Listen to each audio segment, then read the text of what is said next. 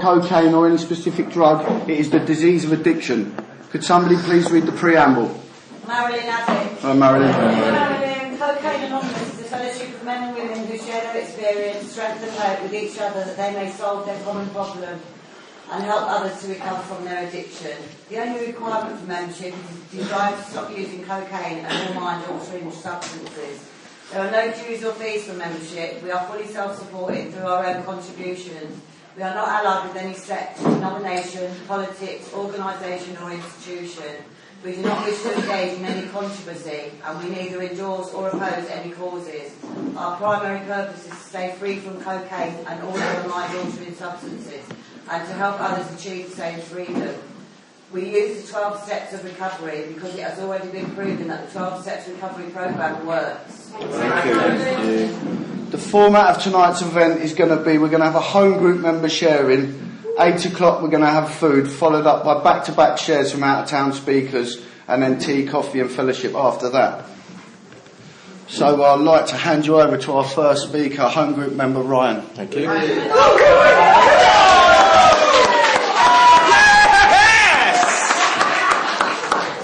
Right, I'm prepared to share for you all. The thing is that I'll get so overwhelmed. I've never done this. I've done it once before, and it was a nightmare.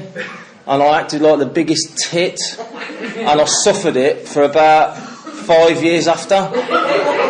It was deeply embarrassing, and I should never have got up and done it because I wasn't even on the programme. I wasn't using drugs, but I was 2 years clean. I probably wanted to kill myself. I was probably had a porn habit. It was just a nightmare. Everything about my life at that time sucked, and I sounded good in meetings.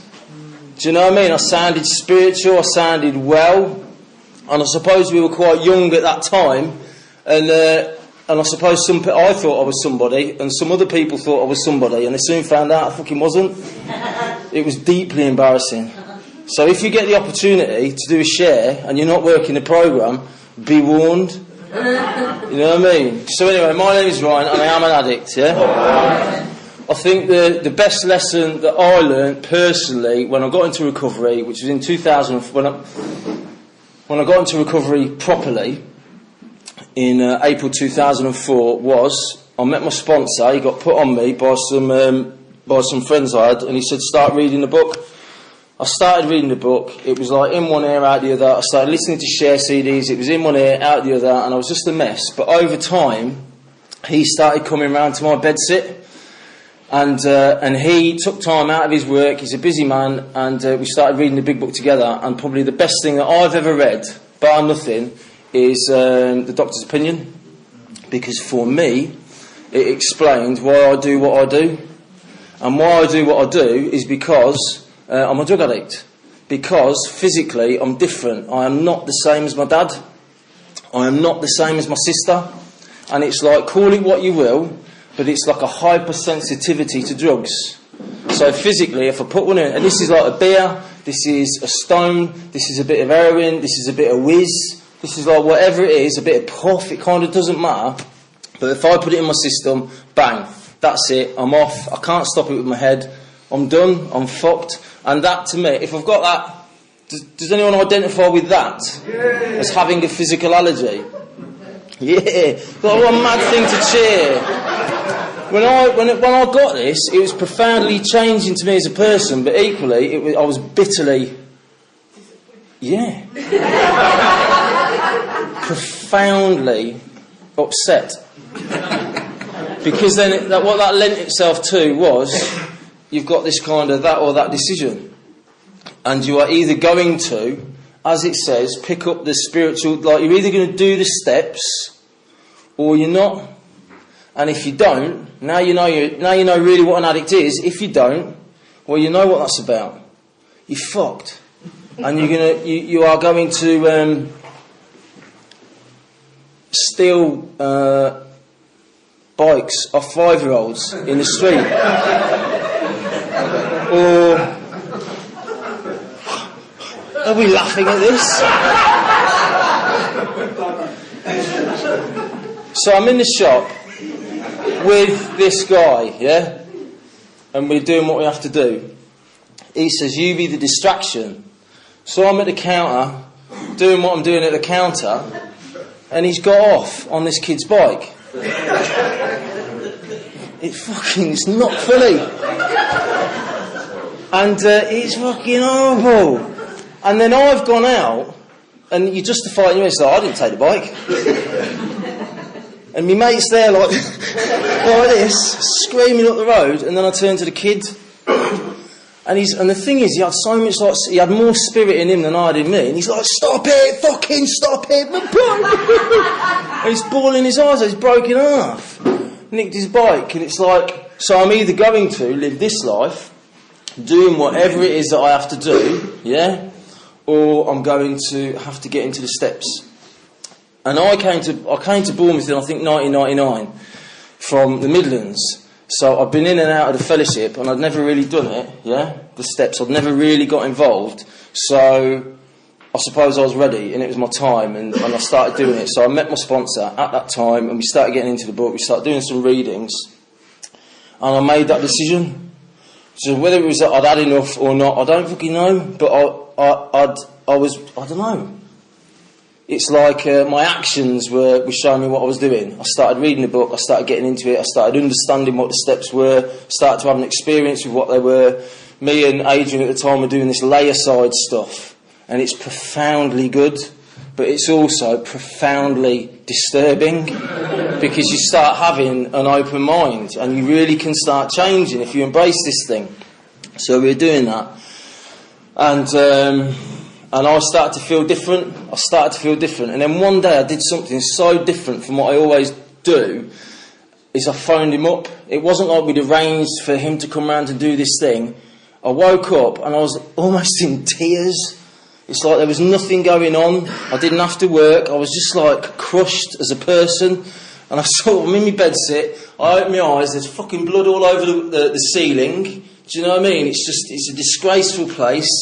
And I'm like, just like that, crying. And I'm like, God, please help me. God, please help me. And it's like, it's so embarrassing to get to that, where I thought so highly of myself for my entire life, because I was quite a strong fella. I was respected in town. I used to be able to earn a few quid, and it had come to this, where I was crying in a bedsit, unemployable, horrible, just on the back end of a horrible habit. And I called my sponsor, and that was a defining moment for me. And I called him up, and I'm like, I don't know what to do at all. And he's like, there was this recovery house from one of the treatment centres, and there were people there, and he says, go down there, knock on the door, and ask to come in. And that was like, fuck. Are you sure? Like, having to deal with whatever life was, I found particularly hard. And he's like, he's at work, so he couldn't come round and save me. Do you know what I mean? I'd prayed like, oh God, and that was enough to get me out of bed and phone him up. So I got changed, went down to this recovery house, knocked on the door, and it was Richie L, who was there in this house, and I said, like that, and he's like, you better come in, have a cup of tea. And it was very much like my first meeting. And my first meeting I went to, it's like fucking orange hair out here, like a orangutan, just like fucking hell, just everything was freaking me out. And I've gone into their house, and it was like fucking hell, everything was freaking me out. But the difference is I did it. That was the thing, I did it, I just did it. That was the difference. I did it, I got through it, my big fear was that I'd fall on the floor and have a fit. And after it, that was my big fear. Do you know what I mean? You feel it in your neck, and you're just like holding it together, and it's like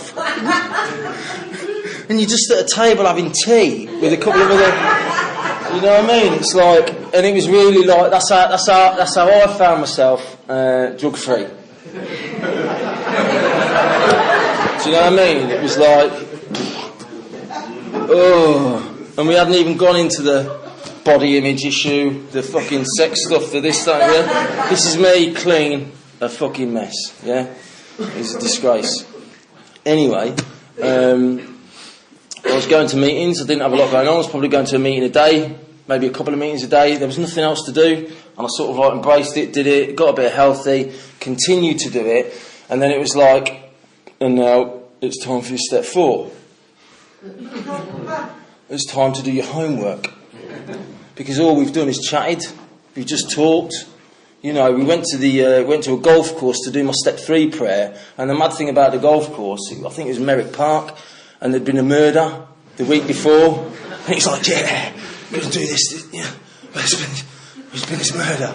And I was like getting off on this as a story to people, just identifying myself with like, I was really a mess. And it's time to do your homework and look at your stuff and really try. So I'm phoning him up. I'm like, this is bullshit. He's going, yeah, it is. I know. I'm going, this is insane. What I'm writing down. He's going, I know. And I'm like, this is bullshit. He's like, I know. Do you know? And I expected him to go, no, do it a different way. Write something else down. And it was just, I started to look at my life and it was fucking nonsense. Do you know what I mean? The hurt that I felt was like, it was out of whack. It kind of wasn't correct. It was just totally out of whack. I was really like not balanced. And anyway, doing all this stuff, and then it's like moving towards that step 5.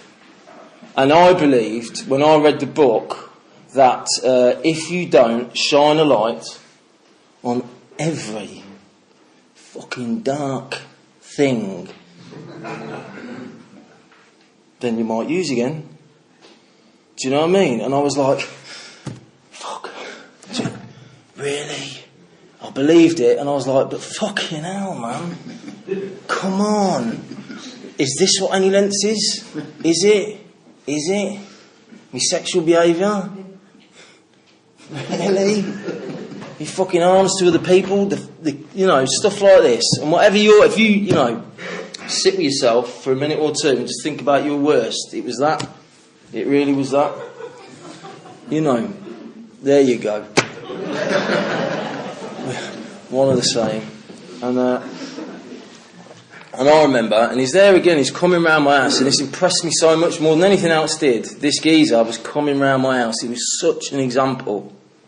He worked, he's a good looking fella, he could have been off with birds, he could have been doing whatever he wanted to do, but he was coming round my house. And he was helping me in a profound way. Do you know what I mean? He was so, like, good-meaning, well-intentioned, a lovely man. And he didn't say, fucking do this or you're going to die. Do it my way, you're fucked.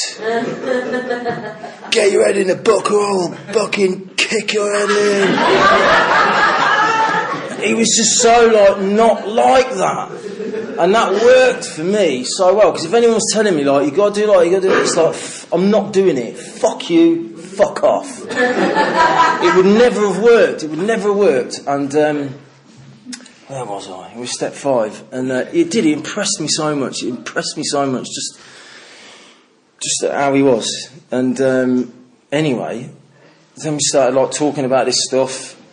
You know, he's like there nodding, and I can't remember much about it other than when it come to a couple of things.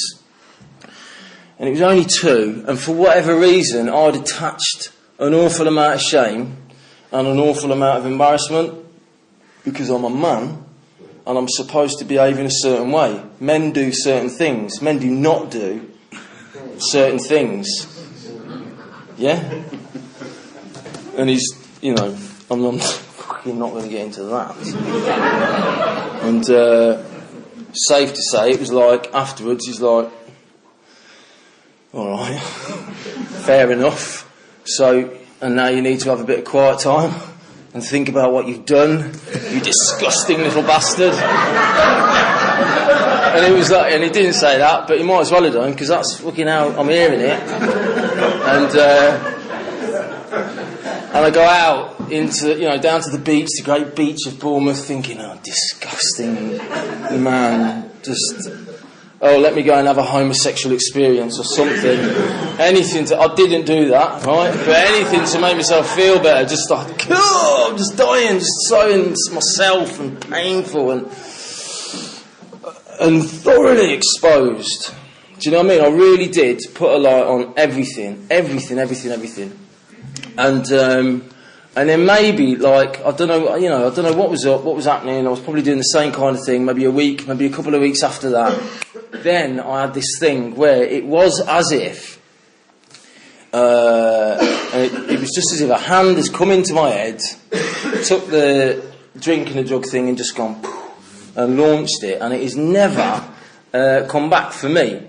And I understand that as I did everything in that step 5, absolutely everything. And I've done step 5s, I've done step 4s before. Like I said, I was in and I was out, and I was in and I was out, and I always used again. So I didn't this time, so something was obviously different, and I was doing something different. And then we moved on through the steps anyway. And here I am, I suppose, 9 years or 8 years or 9 years later, not fucking up a tabletop chair. Do you know what I mean? So I suppose, like, we could get into the steps. I'm not going to get into the rest of them, but they're brilliant. I, in particular, at the moment, like the step 10 idea, which is, anyone help me? What was it? Continue to take personal inventory, promptly admit your wrongs to your wife, it should say. In my case. And it's like, this year, I've had to work that.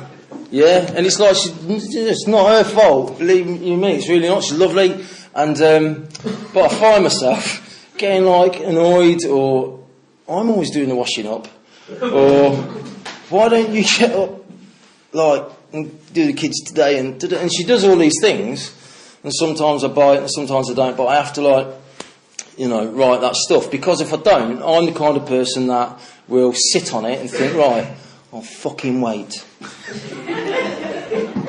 We'll see. And you're like that. And you're like, and you know what I mean? You can really get in that place.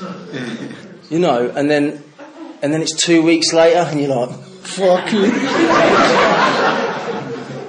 Do you know what I mean? She's walking around thinking, what's wrong with him, the poor lad? You need a meeting or you need whatever you need. And it's just like, man, I really had to learn to do that. But the great thing about practicing it is you reap what you sow. Do you know what I mean? And it's like, through practicing that quite hard for a year, I don't mean like it's been hard, but just practicing it regularly for like a year odd, it's pretty easy to do. And it's a pretty sweet thing when I do it. Because we don't get into that kind of hate, we don't get into that hurt, we get into that, like, we're alright with each other. Do you know what I mean? That happiness, that kind of spontaneity, where you're not thinking it through. Do you know what I mean? You just don't hold on to stuff. And that, for me, is just, it's a great thing, And I do that a lot. I'm also into the meditation. I just like sitting down, breathing, just because I like it. So I suppose everyone here is going to find whatever their thing is in particular that they like. But the thing that I've learned through going through the steps is I can only ever practice one thing at a time. Because when I started out, I thought if I do the 12 steps, I'm going to be cured.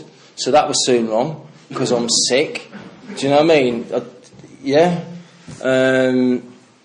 So anyway, it's bloody good is what it is. So just let me check my sheet. I haven't looked at it yet. Alright, so when I was new, I applied for some money. There was some money going around. I was like, I want to do this community spirited thing, apply for some money. Next thing I know, I got 1,750 quid. Never been into music, never been into making music, and I was like, oh no, I'm going to buy a fucking studio. Phoned up some geezer that I got told had a studio, was selling it from up north. Me and my mate have gone up north. It's this big thing like that, and because it was big, I was like, yeah, I'll have it. 1,300 quid, yes, sweet, like that. Fucking didn't know how to use it, knew fuck all about music, and before you know, I've got this big thing in my one-bedroom flat in Boscombe. I'm like, fucking hell. So I figured out how to use it, probably like minimally, and what's the first thing I do? Fucking make a share CD of me. And what's the next thing I do? Right, I fucking listen to it for probably about 6 months straight. Every night like that, my missus is there just thinking, oh my, I'm like that. Bing, on it goes. And then in the end, I'm starting to talk to her about this geezer's got it going on. This is the real shit. You know. And I had this thought, like, well, a lot of people do. There's a lot of people don't, but a lot of people do. And they hear like powerful share CDs, and you think, yeah, that's going to be me one day. That's going to be fucking me. And that might have got me through whatever stages it got me through. Do you know what I mean? Because at the end of the day, my first couple of years, like I said, year 2, when I did that share, if I'd had a gun, maybe I would have put it in my mouth. Do you know what I mean? I was just so wrong. I felt so messed up, and it hadn't really. And I was doing what I had to do. I was turning up to the meetings, trying to do the step work, trying to carry the message, trying to hear the message, trying to get a job, trying to do all this stuff, and it was sort of working out, but it sort of wasn't working out. You know, and the thing that I learned from that is I just got to stay in the game, irrespective of what's going on. And that was just, you know, does it say in the book sometimes, or in the reading, sometimes quickly, sometimes slowly, you know. And by the 3rd year, it's like, I'm still a bit pissed off, but I'm sort of alright, you know. I'm not good for sponsorship though. And then 4th year, it's sort of like maybe the same thing, maybe a bit of confidence is coming, but like genuine kind of confidence. 5th year, I phoned up my mate who had another lad who had a real profound effect on me. I was going, why am I so fucking angry? And I was asking him a sincere question. I was like, why am I so angry all the time? And he's going, at least you're not walking around that fucking CA being Mr. Spiritual. Boom. Put the phone down like that. Do you know what I mean? And I really responded to that because I was like, you fucking know what? I'm glad I'm not doing that. Because I was behaving like a real prick at times. Do you know what I mean? I got into that game off, and I don't know if anyone else has done it, and if you have, more power to you. There were some big people, as I saw them in the fellowship, yeah? And people looked up to them, and I was like, I want a bit of that. So I said, in the Saturday meeting that I was part of in the YMCA, Saturday afternoon meeting, I remember I was saying it with crystal clear once. This geezer looking at me with disgust. So if you're not here to work the fucking steps, you can fuck off. And it's really down to people working their programme that I didn't get a smack in the mouth. Do you know what I mean? It was disgusting. Yeah. It really was. I remember phoning this geezer once and phoning him up, and he's like, oh, how's it going? And I was like, I started to talk, and he went, fuck off, and put the phone down. And I was like, what? And then he's phoned up a couple of minutes later, like, and I'm just like in pieces, a mess. And I really learned from that. Do you know what I mean? Because this whole process, as far as I see it, like I was saying about like amending to the wife and taking inventory, it's like that humbling process. Getting into that bit of humility, sort of like losing that drive for me. You know, and I found that out through the steps that for me, is the fucking root of my problems. I'm just profoundly selfish. Here's a story about selfishness. I was living at my wife's mum and dad's, so they let us move in there because we were saving to buy our first property. Yeah, we've had our first baby there, and so they're away, probably in France or something. My missus is away doing whatever she's doing. Finn's upstairs asleep. Everything's wonderful. Everything's good. So I toss some toast. Lovely bit of toast. Go in the front room, eating the toast. It's all good, and then this crumb lodges itself in my throat, kind of thing. And I'm like, fuck. This is it. I'm like, this is it. This is when people die. And I was like, I'm not joking. I was like, I'm like, fucking hell. Well, I wasn't. I was like inside of myself, fucking hell, and doing this thing like, really trying to breathe, can't breathe, and then this calm sort of comes over me, and I'm like, this is it. This is fucking it. I'm going out like this. I'm slowly sort of going down on one knee, yeah? I'm in the moment, it's really alright, it's alright, I'm in like that. And then I fucking noticed the mirror. And what I want to do is I'll take this one last look at myself before I kick the bucket. Just to see my face one last time. Fucking hell. You know what I mean? I've hit the floor, I've hit the deck, and then boom, pop myself out of it. But fucking hell, just epitomises selfishness. And that's been prevalent my entire life. Me. The good, the bad, and the ugly. It's always been about me. Do you know what I mean? Have I got 5 minutes? I'll tell you another story about selfishness. I shop in Lidl's. I'm not ashamed to say it. I love Lidl's. Yeah. I think there's great stuff in Lidl. I mean, Lidl's or Aldi, it's one of the two. And I think it was this Easter just gone, I think. So earlier on in the year. And I have this thought, I'm like, so this is the unselfish thought, right? I know, I'll buy Nicole a present. And I'm not like that. I was like, in Lidl's, I'm like, fucking hell. Oh, that's right. And I'm looking around. And then we get into the sweet aisle, or I get into the sweet aisle, and I'm like, oh, I see this thing, and it's like in a film, like, and it's this like gold wrapper. It's almost like the lighting is behind it. It's almost just one of them moments. I was like, it's a sign. I'm getting this thing. I look at it, I'm like, jeez, this is, God, a marzipan egg kind of thing. I'm like, right, that's it. Getting this present. I go home. I'm like, I've bought her a present. Like this. It's like, oh, right, what is it? I go to the back, I get it out, and I'm like this. She goes, it's marzipan. And I'm like, yeah. I've known her for 10 years. She goes, I don't like marzipan. And then I'm like, oh, I like marzipan. You know what I mean? Jesus Christ. So it's like, even in my good intention, I'm fucking looking out for me. Do you know what I mean? And it's alright though, it's alright. So, I suppose in closing, I'll tell you one of my favourite stories, one of my favourite experiences, bar none. It's one of them. One of my most favourite experiences in recovery was when my missus says, I do, kind of thing. And it was still up to that, it was still like, I'm that kind of person that's a bit afraid of that, like, something's going to go wrong. Do you know what I mean? She said, so that was one of them. And then the other one is, if I'm not spiritually fit, it's like bad dad. Yeah?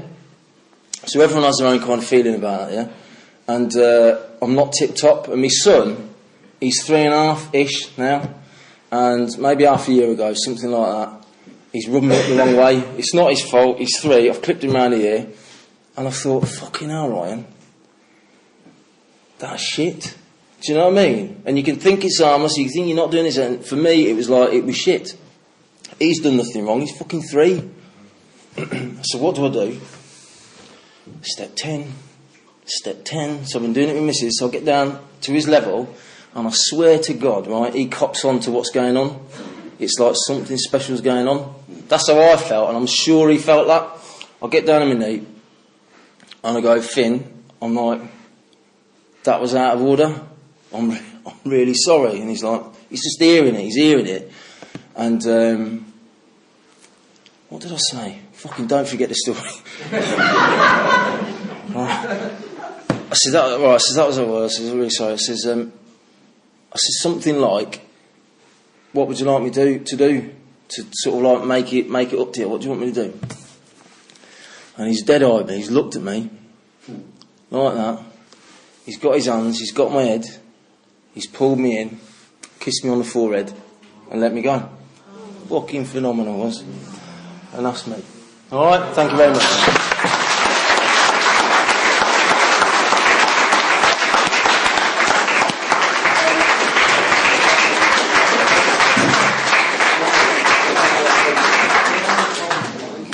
Lovely, thank you, Ryan. We'll break now for food.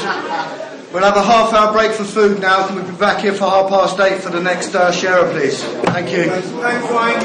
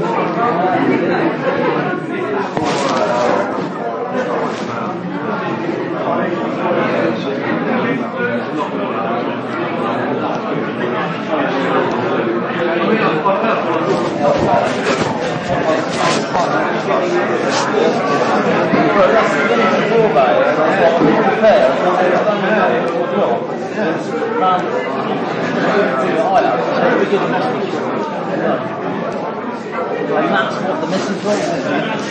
That's the point. Jim's a trick, Jim. Yeah. No, change this.